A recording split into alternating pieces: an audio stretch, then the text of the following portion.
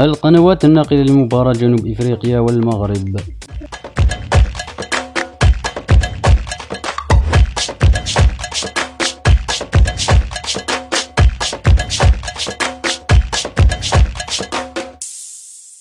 تصفيات كأس إفريقيا بين جنوب إفريقيا والمغرب يوم السبت 17 من جوان.